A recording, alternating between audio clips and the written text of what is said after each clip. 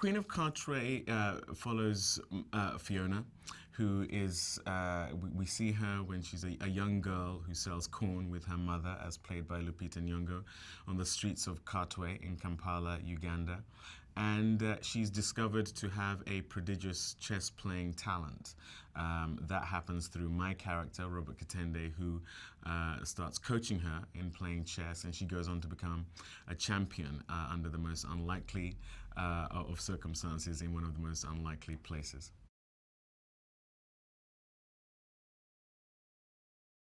She has an incredible motherly quality, very nurturing, very loving, very warm.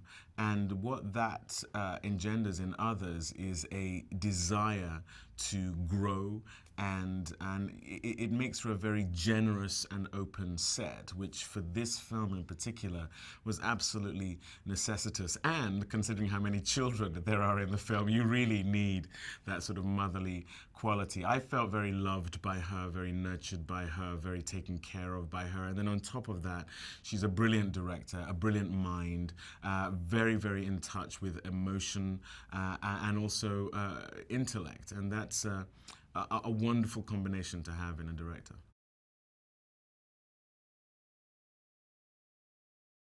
Having been orphaned himself and grown up as a young child in a very turbulent time in Uganda's history, he knows what it is to lack parental figures in your life. He knows what it is to be destitute. He knows what it is to be hungry.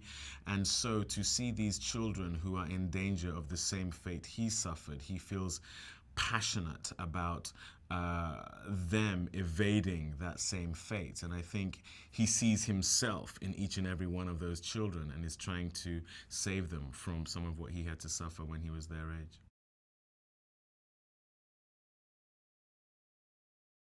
One of the things that really strikes me about Lupita generally is her commitment as an actress. I think anyone who saw 12 Years a Slave saw that in abundance. But what's so wonderful about this is it's a completely different kind of role, and you still see that level of commitment. But here she is playing a mother. Here she is playing an African corn seller. And even though she's a gigantic movie star, you place her within this Ugandan market and she fits right in. And that's a really tough thing to do. I would hazard a guess that not many women of her celebrated beauty and fame can just drop right down and it feel that authentic. And that's something that I think is a unique gift of hers, which comes from humility, really, to be able to put yourself aside and go to the character rather than have the character come to you.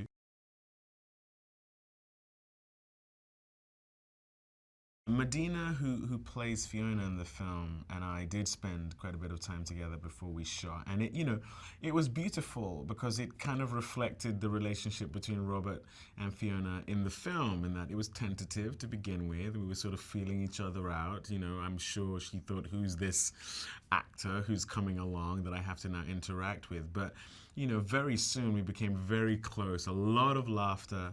I just love her as a human being.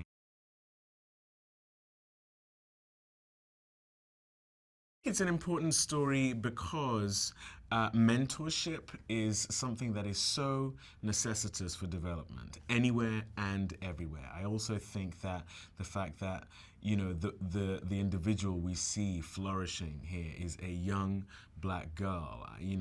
If you want to talk about a group on planet Earth where education is a real threat of being denied them, especially in Africa, between racism, between cultural nuances, and racial.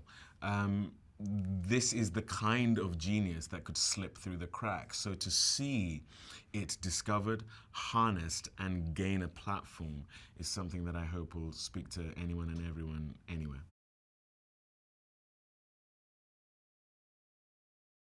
How heartwarming it is, how full of joy in spite of a very difficult life these people manage to have. And it's that joy that enables them to transcend their circumstances. And I think anyone and everyone who's been through difficulty, which I would argue is the definition of being a human being, will be able to take from this film something for them, because you see the impossible made possible through family, through mentorship, encouragement, hard work, and belief.